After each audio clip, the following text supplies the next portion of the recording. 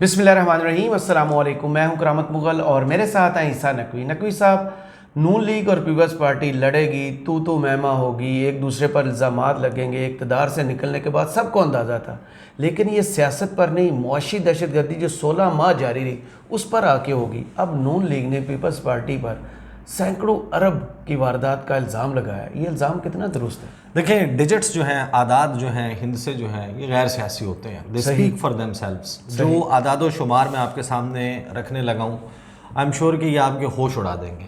अच्छा, देखें, peoples party, नून league, Fazlur Rahman साहब की पार्टी, MQM, ये सारे के सारे देखें इनके मफादात हैं।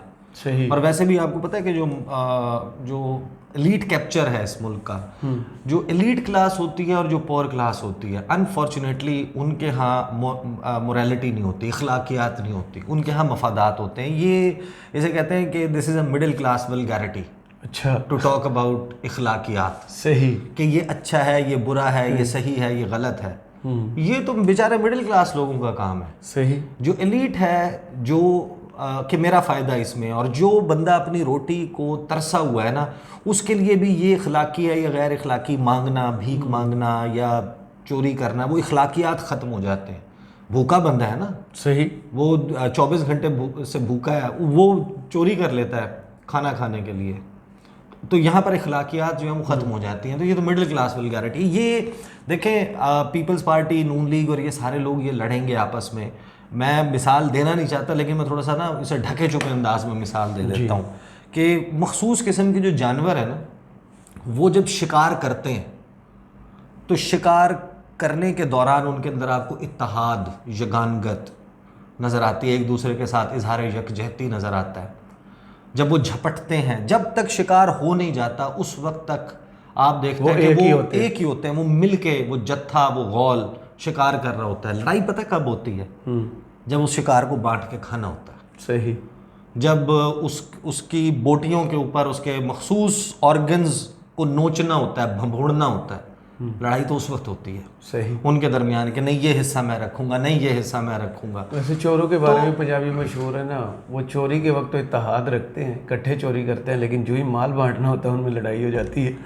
तो ये खैर, ये मिसाल पंजाबी, अब जाहिर है कि वो आपने तो मिसाल दी है, मैं इसको डायरेक्टली वो नहीं कर रहा, लेकिन देखें जो कुछ हुआ है, जो मैं आपके सामने अभी फिगर्स रखता हूँ, आप अंदाज़ा लगा लें। और फिर जो इल्ज़ामात हैं कि इससे उठा के उसके ऊपर डाल दो, वो कहेंगे नहीं जनाब वो ज़िम्मेदार है, और हम ये ढूंढते रहेंगे। और ये तमाशा को आज से नहीं हो रहा। खान साहब के दौर में किस तरह डिफरेंट हुआ था, थोड़ा सा मुख्तलिफ हुआ था, एंड रिज़ल्ट उसका भी कुछ नहीं था। सही। यानी एंड रिजल्ट अवाम के लेवल के ऊपर देखा जाए तो उसका भी कुछ नहीं था, लेकिन एक एफर्ट होता हुआ नज़र आया था।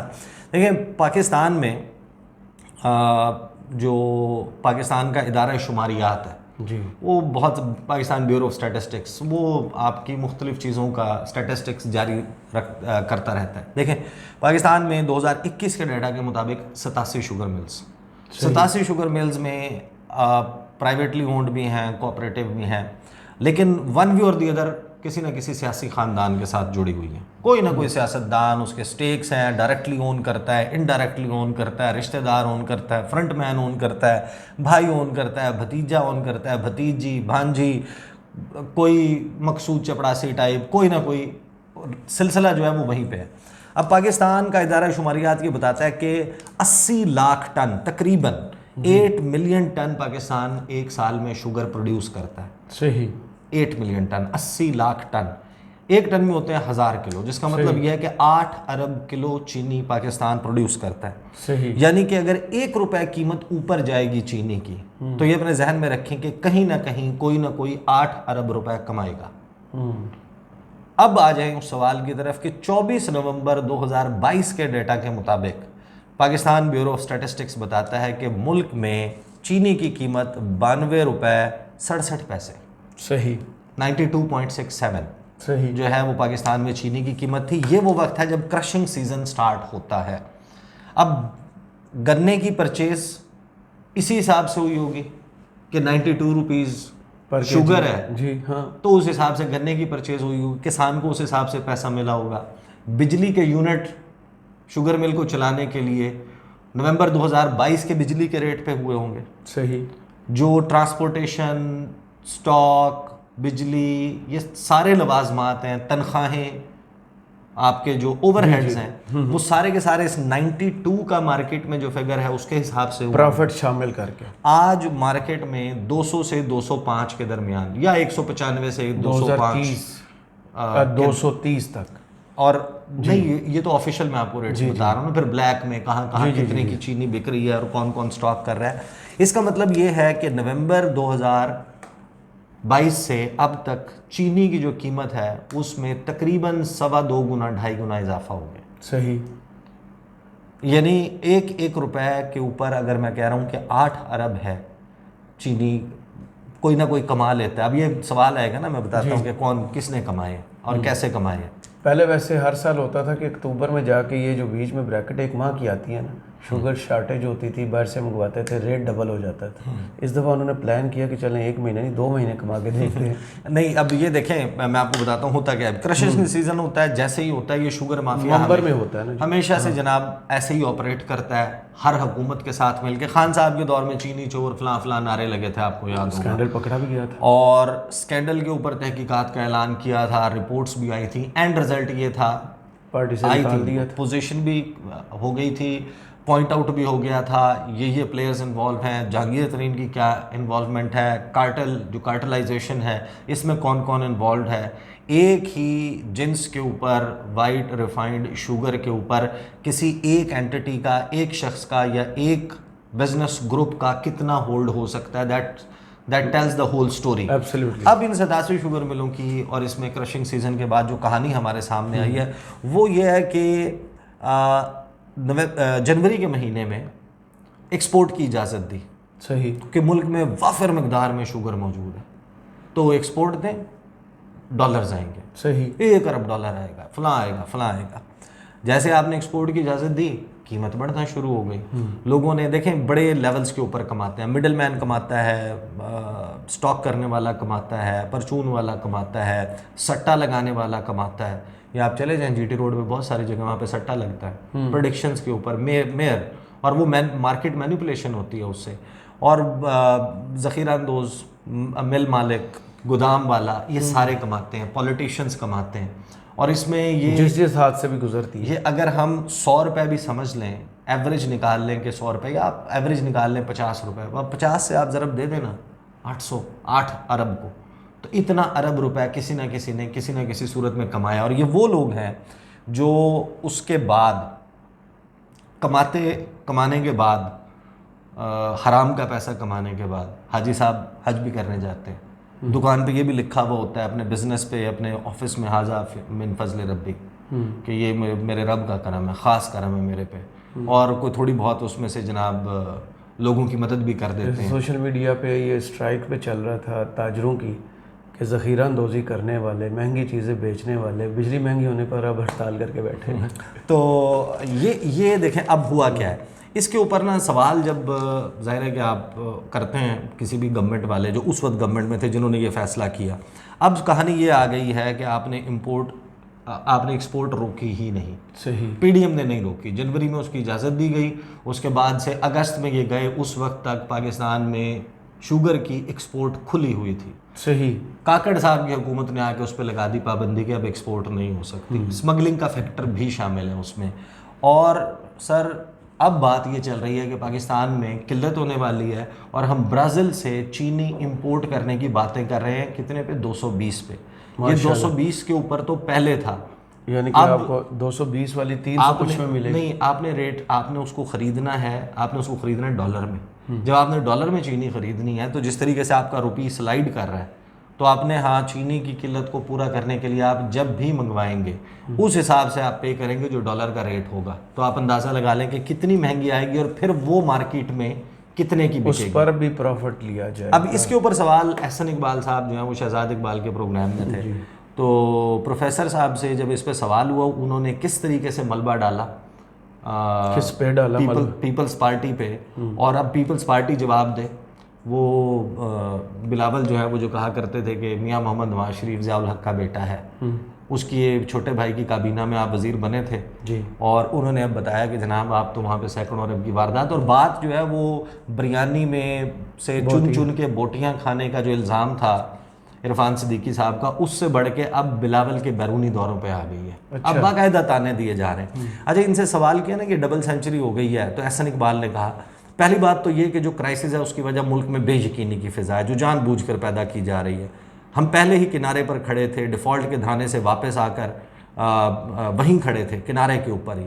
उस वक्त हल्की सी बेयकीनी भी मार्केट में अफवाह साज़ों को एक्टिवेट कर देती है। चीनी पर यकीनन मुझसे बेहतर नवीद कमर साहब हैं, वज़ीर तजारत, जो पीपल्स पार्टी से ताल्लुक़ रखते हैं, वो इस बारे में बेहतरीन मौक़िफ़ दे सकते हैं। वही बता सकते हैं कि पाकिस्तान में कितनी चीनी फाजिल थी जो उनकी वजारत ने एक्सपोर्ट करने की इजाज़त दी। जहाँ तक स्मगलिंग का ताल्लुक है तो ये मसला किसी भी हुकूमत से बड़ा हो चुका है। पाकिस्तान को अगर कामयाब करना है तो पाकिस्तान पर जो एलीट कैप्चर है, जो कार्टेल्स का कैप्चर है, जो मुख्तलिफ माफियाज का कैप्चर है, उससे हमें रियासत को आज़ाद करवाना होगा। यानी कि एहसन इकबाल साहब हमें बता रहे हैं कि उनकी सियासी जमात पीपल्स पार्टी बशमूल PTI में शामिल लोग, ये सारे लोग इनसे आज़ाद करवाना होगा। यानी खुद से वो कह रहे हैं कि आज़ादी ले लें। उनसे सवाल होता है कि नवीद कमर ज़रूर वज़ीर तजारत थे, लेकिन एक्सपोर्ट का फैसला तो इकनॉमिक कोऑर्डिनेशन काउंसिल करती है, PCC करती है। हाँ, जिसके मेंबर आप भी थे। और चीनी की कीमतें निगरान हुकूमत आने के बाद से नहीं बल्कि जनवरी से बढ़ना शुरू हुई, जब एक्सपोर्ट की इजाज़त दी गई। और मई, जून, जुलाई में बेपनाह इजाफा हुआ कीमतों में, और अब इजाफा मज़ीद होता जा रहा है। और अपोजिशन में आप यही इल्ज़ाम लगाते थे कि एक्सपोर्ट की वजह से ये सब कुछ हुआ। इसहाक डार कहते थे कि हमने यकीनी बनाया था कि 1 रुपया भी इजाफा ना हो कीमत में, और जैसे ही इजाफा होता हुआ नज़र आता था हम एक्सपोर्ट की इजाज़त वापस ले लेते थे माजी में जी। तो क्या वजह है कि कीमत बढ़ती रही, ना पाबंदी लगाई निगरान, और आपने पाबंदी नहीं लगाई और निगरान हुकूमत ने आके पाबंदी लगाई। इसके ऊपर एहसन इकबाल कहते हैं, मैं फिर कहूँगा ये ताल्लुक मुकम्मल तौर पर वजारत तजारत का है और नवीद कमर, क्योंकि हमारी इत्तेहादी हुकूमत में थी, इसमें सारी की सारी जिम्मेदारी मुस्लिम लीग नून नहीं उठा सकती।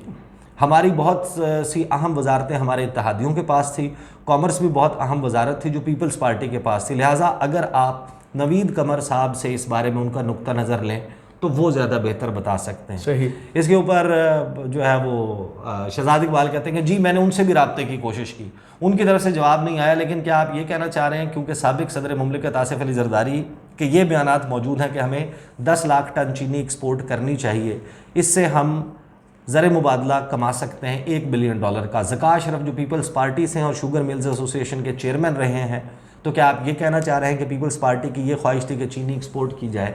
उस पर वो कहते हैं देखें, कॉमर्स मिनिस्ट्री ही ये फैसला करती है कि किस चीज़ को एक्सपोर्ट करना है और किस चीज़ को इंपोर्ट करना है।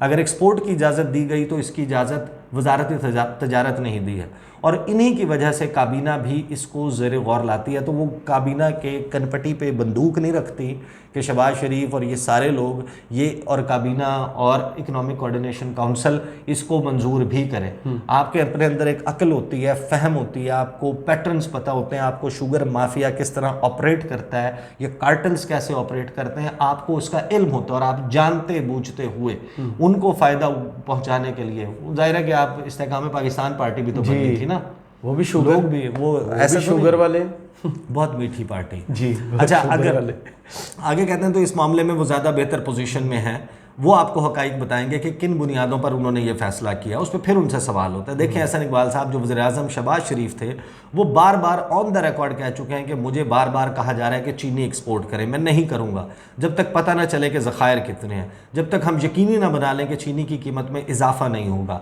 ये मिफ्ता इस्माइल भी कहते रहे, शहबाज शरीफ भी कहते रहे, लेकिन फिर ऐसा क्या हुआ कि आप लोग मजबूर हो गए एक्सपोर्ट खोलने पर, और अब पता चल रहा है कि ज़खायर कम है, चीनी की किल्लत हो सकती है, ज़ख़ीरा अंदोज़ी अलग हो रही है, जिसकी वजह से चीनी की कीमत बढ़ रही है। इसमें कहते हैं देखें ना, फिर वो वजारत तजारत ने उन्हें यकीन दिलाया होगा कि मुल्क में फाजिल ज़खायर हैं और इतने रिज़र्व हैं कि अगर एक्सपोर्ट की इजाज़त दी जाए तो चीनी की कीमत मुतासिर नहीं होगी, तो इसी बिना पर इजाज़त दी गई होगी। इतने आप बच्चे नहीं थे या आपके के जनाब वो आप तो नहीं रस्तों इन्हें कहते हैं। हाँ, आगे वो कहते हैं कि शहजाद इकबाल कहते हैं कि बुरहान की जिम्मेदारी ज़िम्मेदार वजारत तजारत है जो नवीद कमर साहब हैंडल कर रहे थे। कहते हैं जी बिल्कुल, इंपोर्ट और एक्सपोर्ट का फैसला वजारत तजारत करती है और इसकी समरी पर ECC में या काबीना में फैसला होता है, हम तो उसके ऊपर फैसला करते हैं। क्योंकि उन्होंने जो कह दिया हमने आंखें बंद की और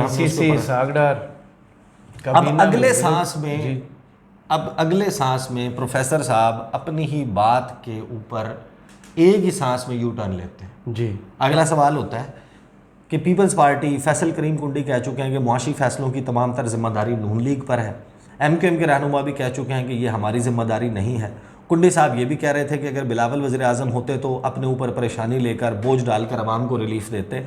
इसके ऊपर एहसन इकबाल साहब फरमाते हैं कि काश वो ये कह सकते, काबीना एक इज्तमाई जिम्मेदारी का नाम है माशाअल्लाह। और वज़ीर आज़म शहबाज शरीफ ने कोई ऐसा कदम नहीं उठाया जिसमें उन्होंने तमाम इत्तेहादियों को एतमाद में नहीं लिया, और जिस कदम की मंजूरी नहीं ली।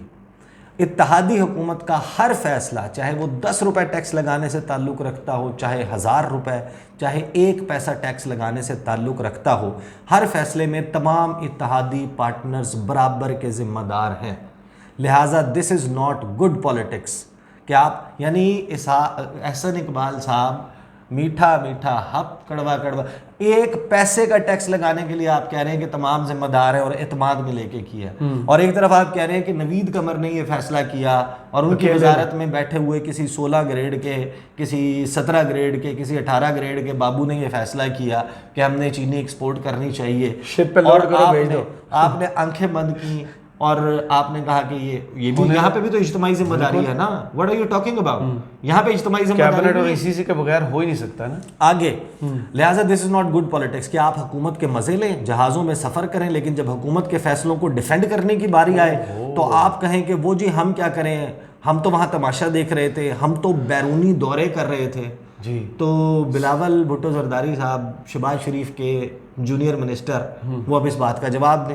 ये सैकड़ों अरब की वारदात है जो लोगों की जेब के ऊपर डाका डाला गया। सही। ये 1-1 रुपए 8-8 अरब रुपए है। 1 रुपए का इजाफा 8 अरब रुपए है जो किसी न किसी ने कहीं ना कहीं बनाया। देखें, जो चीनी बनी है वो क्रशिंग सीजन में बनी है। जून जुलाई में कोई शुगर मिल नहीं चल रही, इस वक्त कोई शुगर मिल नहीं चल रही पाकिस्तान नवंबर में जाके शुरू करेंगे। ठीक है, नवंबर में जिस रेट के ऊपर आपने गन्ना उठाया था, जिस रेट पे आपने बिजली दी थी, जिस रेट पे आप मजदूरी दे रहे थे, आज आप ज़ख़ीरा अंदोज़ी करने के बाद, एक्सपोर्ट करने के बाद, वही माल जो है मार्केट में जिसकी लागत 92 रुपए के हिसाब से भी आप, जो कि उस वक्त भी ज़्यादा थी, आप 205 रुपए में बेच रहे हैं। ब्लैक मार्केट क्रिएट की गई है and everybody makes money from it. और ये जिस तरह दीमक जो होती है, जिस तरह जौंक होती है, जिस तरह गिद्ध होता है, जिस तरह भेड़िया होता है, वो नोचते हैं, भंभोड़ते हैं, मरने का इंतज़ार करते हैं कि मुर्दार का भी गोश्त खाएंगे।